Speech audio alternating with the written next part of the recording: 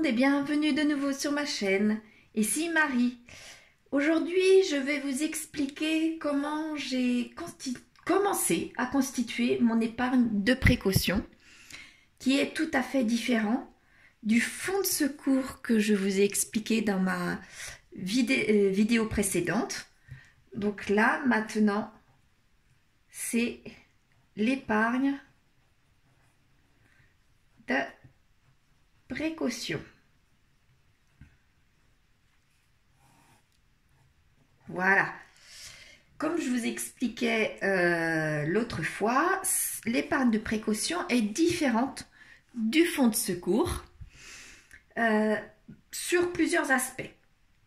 Donc, je vous disais que j'allais à chaque fois vous présenter de la même façon. Donc, qu'est-ce que c'est l'épargne de précaution? Quand et pourquoi le faire? Comment le construire? Quel montant y mettre? Car effectivement, nous n'avons pas la même situation chacun et chacune et nous n'avons pas les mêmes moyens et pas les mêmes besoins. Donc, c'est tout à fait différent. Où on place cette épargne, une fois constituée, qu'est-ce qu'on fait de l'argent? Et mon cas personnel. Donc, comme l'autre fois, je vous explique en prenant pour exemple mon cas personnel. Après, chacun fait comme il veut et fait comme il peut. Et donc, du coup, c'est que des idées que je vous donne, mais vous faites ce que vous voulez. Vous en piochez un petit peu, vous faites à votre façon. Si c'est plus facile de prendre une petite partie de ce que moi, effectivement, pareil, j'ai pris une petite partie pardon, de ce que j'avais trouvé sur internet pour pouvoir le faire à ma façon, mais les grandes lignes y sont. Voilà, donc commençons. Donc en premier, qu'est-ce que c'est? C'est l'épargne de précaution par rapport au fonds de secours. C'est aussi un imprévu. Mais ce n'est pas le même genre d'imprévu. Il n'est pas ponctuel comme l'autre. Il n'est pas aussi court non plus. Ça peut durer plusieurs. On peut en avoir besoin de cette épargne pour plusieurs semaines, voire plusieurs mois. Comme moi, ce qui m'est arrivé. Pour faire simple, c'est un accident de la vie. Comme par exemple, une perte d'emploi,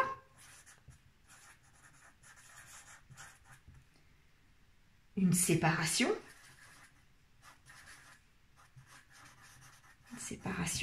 avec son conjoint, ou un ou deux enfants adultes qui reviennent à la maison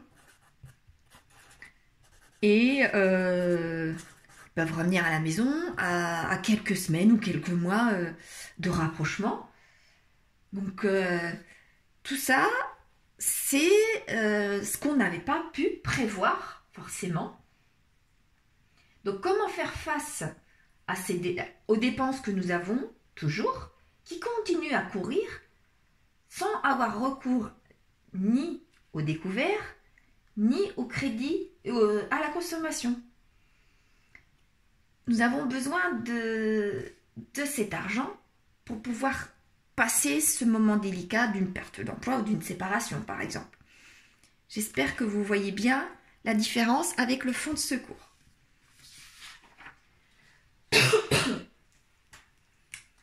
Donc, maintenant, quand et pourquoi constituer cette épargne? Quand la mesure du possible, maintenant, si vous avez la possibilité, bien sûr. Et quand le fonds de secours sera terminé ou pas, comme vous voyez, comme vous voulez, vous pouvez très bien vouloir faire votre fonds de secours en premier et après votre épargne de précaution, ou mettre un petit peu d'argent dans l'épargne de précaution et constituer quand même malgré tout votre épargne, votre fonds de secours, mais en mettant plus d'argent dans le fonds de secours que dans l'épargne de précaution. C'est vous qui voyez avec l'argent que vous avez disponible naturellement. Pourquoi ? Parce que c'est quand même plus tranquille et plus sécurisant d'avoir un petit peu d'argent de côté pour passer cette période compliquée qui est déstabilisante malgré tout. Donc,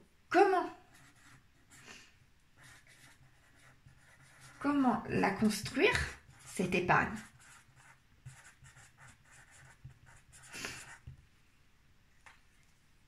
Il faut calculer le montant que nous avons besoin. Mon idée, ma façon que j'ai fait, c'est d'y aller progressivement, même avec un petit montant, pour ne pas avoir la sensation de privation, parce que c'est déjà, en général, on est tous avec un budget serré, surtout en ce moment. La règle que j'ai trouvée sur Internet, c'est de mettre 20% de son salaire, mais comme vous allez voir tout à l'heure, moi, mes 20%, je ne les ai pas. Je suis à peine à 5% pour l'instant. Mon budget étant déjà bien serré, je ne veux pas me constituer absolument au plus vite cette épargne et être prise à la gorge ou ne pas vivre avec mes enfants correctement pour pouvoir absolument constituer cette épargne. J'y vais moi par palier. J'ai pas vu pour l'instant ça sur Internet. Moi, par palier, je mets une petite somme depuis le mois de septembre. Tous les mois, c'est viré sur mon livret. Tous les mois pendant 1 an. Et au bout de cette année, j'augmenterai cette somme si j'ai la possibilité, et j'espère bien parce que cette somme est vraiment très petite, et donc si je veux constituer cette épargne, il faut malgré tout que je puisse augmenter cette somme. Alors maintenant, voyons voir comment déterminer ce montant. Quel montant ?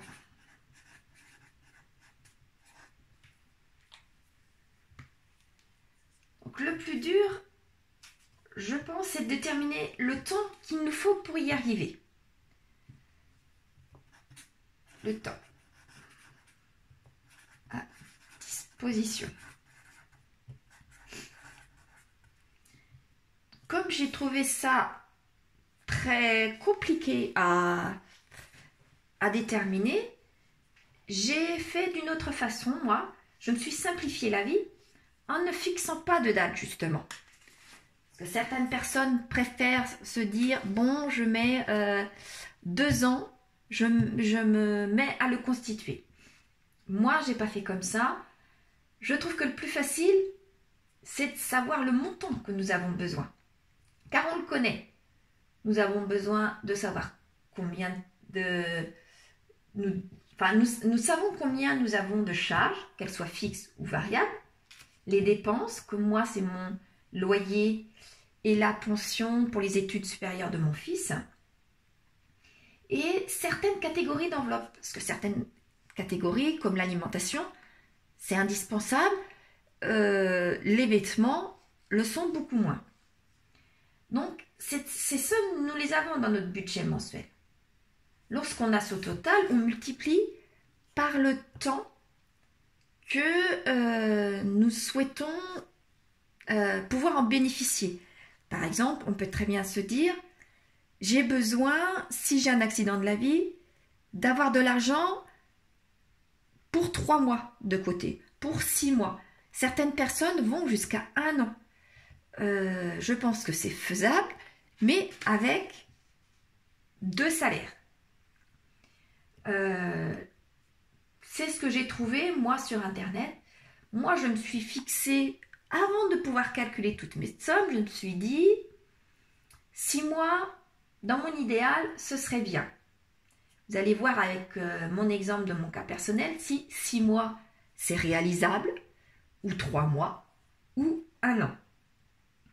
Donc, on y met le montant de notre situation actuelle, car on ne peut pas savoir lorsqu'on en aura besoin.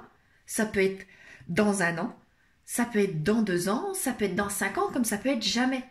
Donc, on peut très bien avoir une situation avec un salaire de 1200 en ce moment, et lorsque nous en aurons besoin, d'avoir un salaire à 1500, à 2000, ou alors être au chômage. Donc, on ne peut pas anticiper ce genre de choses-là. Donc, pour l'instant, moi, je me suis dit, pour l'instant, je me base sur mes revenus actuels, avec mes charges actuelles. Et si la situation évolue d'une façon ou d'une autre, mais de façon très significative, eh bien, il va falloir changer ou pas, tout dépend dans quel sens ce sera, changer ou pas le montant à atteindre. Donc, il ne faut absolument pas anticiper de trop, car on ne sait vraiment pas quand est-ce qu'on aura besoin et quel sera notre niveau de vie à ce moment-là. Moi, j'ai prévu 6 mois, car j'ai un seul salaire et j'ai 4 enfants 1 semaine sur 2, plus la pension de mon grand. Donc c'est pour ça, quoi qu'il en soit, la pension des études supérieures de mon grand, je ne veux pas y déroger, il a besoin de cet argent-là pour vivre lui. Donc je veux absolument pouvoir lui donner sa pension, même si mes revenus, pour X raisons, baissent. D'où l'importance pour moi d'avoir cette épargne-là. Donc, depuis ma séparation, j'avais mis une petite somme tous les mois en virement permanent sur mon livret. Je le disais au cas où. Et cette somme-là, finalement, je commençais à faire de l'épargne de précaution tout simplement, quoi. Donc, cette épargne m'a bien servi malgré tout sur l'année dernière, lors de mon déménagement, lorsque j'ai eu deux loyers à payer en même temps. Et j'avoue que cette épargne m'a énormément servi. C'est grâce à ça que j'ai pu vivre l'été dernier. Donc, pour résumer, quel montant il faut voir les charges fixes. Charges fixes et variables.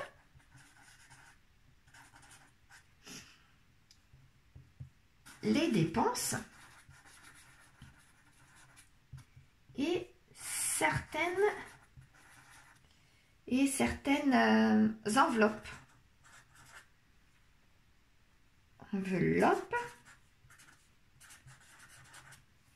Donc là, on fait le total de tout ça et on multiplie par le nombre de mois que nous voulons avoir de côté. Et c'est ça qui nous fait notre épargne de précaution.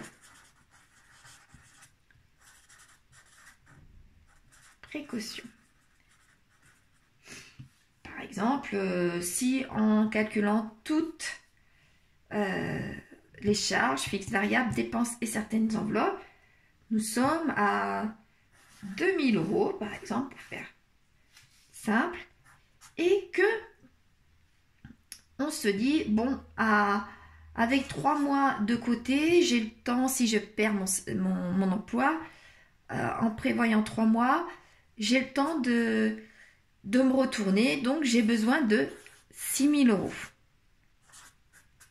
Mais certaines personnes vont se dire, oh là là, non, non, nous, on ne peut pas mettre 3 mois de côté. La situation de ma région est tendue au niveau emploi. J'ai besoin certainement de plus pour me retourner et j'ai besoin de 6 mois. Donc, il faut mettre 12 000 € de côté. Ou alors, en regardant ma vidéo, certaines personnes vont dire « Oh là là, nous on a besoin de plus de 2 000 € par mois puisque nous sommes une famille de 5 ou de 6 et nous avons besoin de 3 000 € par mois pendant 3 ou pendant 6 mois par exemple. Et bien, il nous faut 18 000 € absolument. Donc, ces 18 000 €, c'est là que je vous disais tout à l'heure, en combien de temps on va pouvoir les constituer, ces 18 000 €. On va mettre 1 000 € tous les mois pour ceux qui ont un peu plus d'argent. On va mettre 12 000 € en mettant 1 000 € tous les mois sur un an. Ou alors, on ne se donne pas de date butoir, mais plutôt le montant, comme moi, finalement. Voilà. Donc, où le placer cet argent lorsque on le constitue? Comme vous pouvez voir, que ce soit 6 000 € de tout à l'heure, 12 000, 18 000, mais ça peut être très bien que 3 ou 4 000 ou 5 000 €. Quoi qu'il en soit, c'est une grosse somme pour nous. C'est une somme que nous avons besoin quand même malgré tout dans l'urgence. Donc, elle doit être disponible facilement et accessible rapidement. Il ne faut pas qu'elle soit bloquée comme les PEL ou les assurances vie. Donc moi, je les mets sur mon livret A. Je pense que c'est correct. Dans un simple livret, pour moi, c'est bien. On a accès tout de suite. On peut faire un virement sur le compte courant. C'est parfait. L'année prochaine, je le mettrai sur mon CEL car mon livret sera vide. Donc, je pourrais vraiment me dire que mon CEL servira que pour mon épargne de précaution. Car mon LDD, il est pris pour mes défis de 5050. Si vous me suivez, vous savez que je suis rendue à mon deuxième tracker des 5050. Et d'ici à la fin de l'année, je commencerai mon troisième tracker.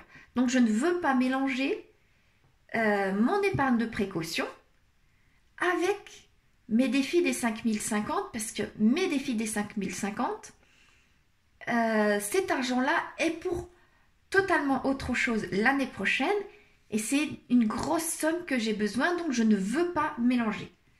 Voilà.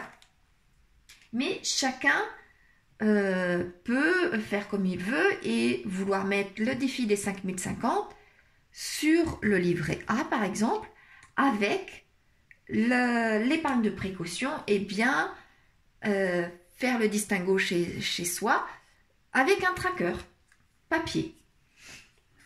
Il n'y a aucun souci, même le fonds d'urgence, si vous préférez mettre le fonds d'urgence à la banque et pas chez vous, et avoir ces trois épargnes ensemble sur un seul livret, mais en faisant bien des distinguos pour pas prendre un petit peu plus d'argent en pensant que, par exemple, le fonds d'urgence, la machine à laver est tombée en panne, on a pris 300 €, alors que on n'avait besoin que de 100, enfin ce genre de choses-là. Puis finalement, le 100 qui a été pris de trop, forcément a été pris soit sur l'épargne de précaution, soit sur le défi des 5050, et ça met un petit peu le bazar. Donc il faut bien Dans ces cas-là, si un livret sert pour 2 ou 3 épargnes, ce genre de grosse épargne-là, bien faire le distinguo à la maison. Donc, une fois constitué, enfin l'effort terminé,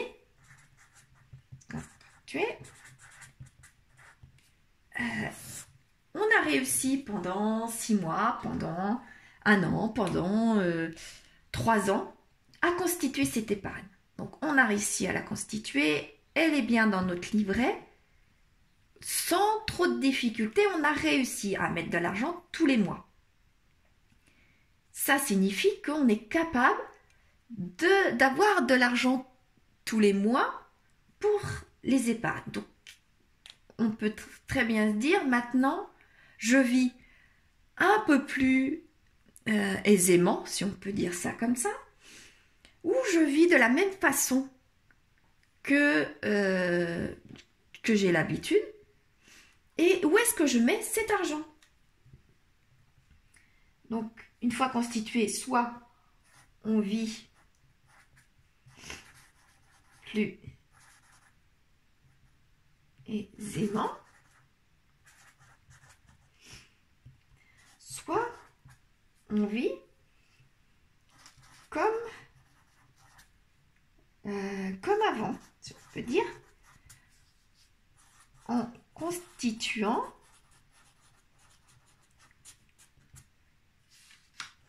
d'autres épargnes, soit en mettant la totalité de l'argent qu'on avait l'habitude de mettre. Si on avait l'habitude de mettre 200 € pour le fonds de secours, pour l'épargne de précaution, pardon. Si on avait l'habitude de mettre 200 € par mois pour l'épargne de précaution, soit on continue à mettre ces 200 € dans une ou d'autres, plusieurs épargnes, soit on se dit non, on met plus de 100 €, mais maintenant on va mettre que 100 ou 150, et eh bien on peut mettre 50 dans les extras, dans l'enveloppe des extras par exemple. Voilà, où on se fait d'autres petits plaisirs avec cet argent-là, tout en gardant un petit peu d'argent à mettre dans d'autres épargnes. On peut très bien se dire comme ça. Après, c'est suivant chacun, suivant la composition de notre famille, suivant l'évolution, si les enfants grandissent, si les enfants sont partis de la maison, ou au contraire s'ils sont aux études et qu'on veut leur faire plaisir de temps en temps. Ou alors, totalement l'inverse, on a envie maintenant de faire une pause dans les restrictions, si on peut dire, de notre budget. Et maintenant, on a envie un petit peu de vivre un peu plus facilement. Donc moi, je vais vous faire voir comment j'ai constitué mon épargne de précaution. J'ai repris mon budget mensuel. Comme je vous disais, donc voici mon épargne de précaution. Comme je vous disais, dans mes rentrées, je suis une maman de famille nombreuse, donc j'ai la CAF qui me vire tous les mois de l'argent pour mes enfants. Donc cet argent-là, je le mets sur le compte des enfants. C'est tout ce qui concerne les enfants. C'est un compte courant, bien spécifique, bien différent. Donc je le mets là. Ça fait partie de mes dettes, si on peut dire, mes crédits. J'ai, quoi qu'il en soit, un loyer. Donc là, mon épargne de précaution, je l'ai fait en fonction de mon loyer actuel, qui va être moins important que l'année prochaine, car je fais construire et l'année prochaine, mon loyer sera plus élevé. Et la pension pour les études supérieures de mon fils. Voilà. Quoi qu'il en soit, si je perds mon emploi, si j'ai autre chose comme accident de la vie, mes assurances, il faudra bien que je les paye. Donc, mes assurances, je les ai mises dans je vais vous rapprocher parce que j'ai l'impression que vous ne voyez pas beaucoup. Mes assurances, il va bien falloir que je les paye, donc voilà. L'EDF, je suis restée sur le montant actuel. Puisque, comme je vous dis, je ne sais pas l'année prochaine combien je paierai. Donc, Free, que ce soit pour mon portable ou que ce soit pour ma box, et la cotisation de mon compte bancaire. Ce qui me fait 265 €. Mes enveloppes, il faut bien que je vive et que je mange, quoi qu'il en soit, tous les mois, et mes enfants aussi. Donc, mon enveloppe alimentation, même pendant cette période délicate, elle sera obligée d'être là. Donc, je prendrai le même montant pour manger. L'hygiène et l'entretien, j'ai laissé 20 € car c'est un petit montant. Le carburant, je l'ai laissé, il faut bien se déplacer même si pour X raisons nous n'avons plus d'emploi. La santé et les divers, j'ai mis 80 €, j'ai mis moins que entre les divers et les extras, j'ai mis moins que ce que j'ai actuellement. Ce qui me fait quand même un total de 260 €. Concernant les épargnes, j'en ai plusieurs des épargnes, mais si j'ai ce genre d'accident de la vie, eh bien malheureusement, la plupart sautent. Mais je tiens aux anniversaires des enfants et je tiens aussi à mettre pour Noël, ce qui me fait 100 €. Donc la totalité de ces quatre postes me revient à 2581 par mois. Donc comme je vous disais tout à l'heure, dans l'idéal, j'aimerais avoir 6 mois de côté pour être tranquille. Mais regardez le montant. presque 15 500 € à mettre de côté. Avec un seul salaire, vous vous doutez bien que je ne peux pas faire ça en un an. C'est impossible. Donc, mon objectif premier sera toujours de 2581, malgré qu'on peut, quand on voit ce genre de somme-là, baisser, encore faire des coupes dans ce genre d'autres charges. Mais je suis partie plutôt sur 3 mois. 3 mois, ça me fait environ 8 000 € malgré tout, 7 743 € à mettre de côté. Donc les 7 000 €, je ne peux pas, quoi qu'il en soit, les mettre en 3 mois, en 6 mois, en 1 an. Donc c'est pour ça que tout à l'heure, je vous disais qu'il était impensable pour moi de me donner une échéance, une date. Je mets ce que je peux. Moi, mon virement mensuel depuis ma séparation, mon virement mensuel est de 50 €. Donc vous voyez, 50 € pour aller à 7 700 €, c'est impossible de se mettre une date ou alors d'augmenter très sérieusement le montant. Mais j'avais mon fonds de secours à reconstituer, car j'en ai eu besoin, et de mon fonds de secours et de mon épargne de précaution cet été. J'ai eu besoin de mon fonds de secours 3 fois depuis, donc il a fallu le reconstituer à chaque fois. Donc 50 €, j'avais mis ça en virement permanent tous les mois depuis ma séparation. Quand j'ai fait mes recherches sur internet, 20%, mais c'était impossible pour moi. Je me suis dit, je vais par étapes, je fais mon fonds de secours en premier, je vois comment je réussis à vivre avec un seul salaire. Entre-temps, à l'automne, j'ai fait des démarches pour pouvoir construire ma maison. Donc, il faut que je mette de l'argent de côté pour pouvoir faire de l'apport, tout simplement. Mettre de l'argent de côté pour mes travaux de l'année prochaine, pour pouvoir accueillir mes enfants et pas faire camping pendant des mois et des mois. Mais une fois que mes enveloppes des 5050 seront faites, mon épargne de précaution pourra augmenter au niveau montant mensuel. Là, je reste à 50 € tous les mois jusqu'au mois de septembre. Donc, vous voyez, ça fait vraiment pas beaucoup. Je vais être à 600 € au mois de septembre, tout simplement. Donc les 600 €, les 7700, j'en suis loin avec mes 600 €. Mais à partir du mois de septembre, mes 50 € vont augmenter. J'en serai encore loin de mes 20%. Mais lorsque je pourrai, j'augmenterai petit à petit. Mon palier sera certainement pas d'1 an, comme là, mais mon palier sera peut-être de 6 mois. Et au bout de 6 mois, j'augmenterai encore. Car mon défi des 5050, je ne vais pas en faire, je ne peux pas d'ailleurs en faire une grosse quantité comme ça. Avec un seul salaire, c'est impossible. Donc, après, je passerai tout l'argent que j'aurai, je pourrai la mettre dans l'épargne de précaution, comme ma prime de 13e mois, ou ma prime l'année prochaine, ma prime de vacances, ce genre de choses-là.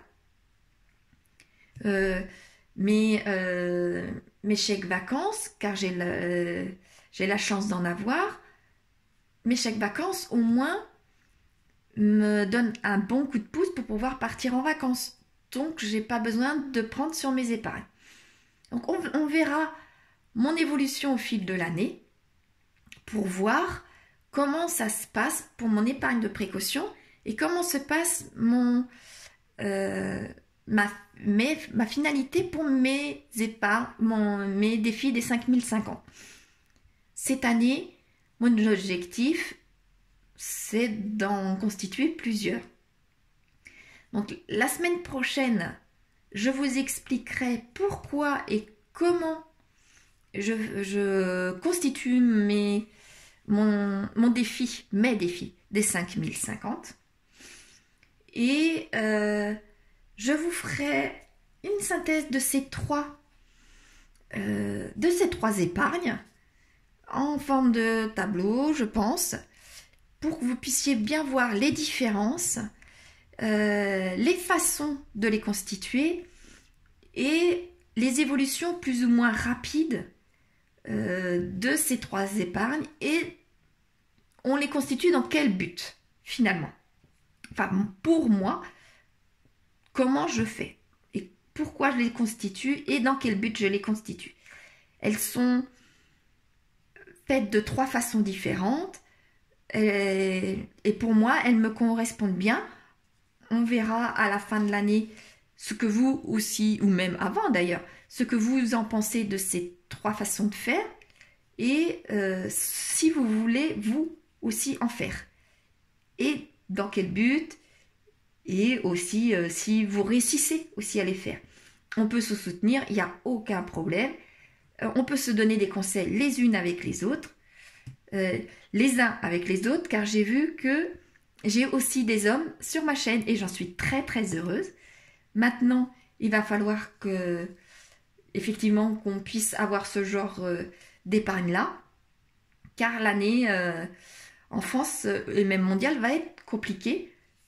Donc, je pense que c'est important d'avoir une épargne de précaution. Donc, je vous expliquerai la semaine prochaine les défis des 5050, comment je m'organise et la semaine d'après, la synthèse de ces trois choses-là. J'espère avoir été claire. J'espère que vous aussi, vous allez pouvoir en constituer une et que ça vous aura donné envie de vous sécuriser vous aussi et d'avoir trouvé l'utilité d'avoir une épargne de précaution. Voilà, je vous remercie beaucoup et je vous dis à la prochaine dans une prochaine vidéo. Au revoir.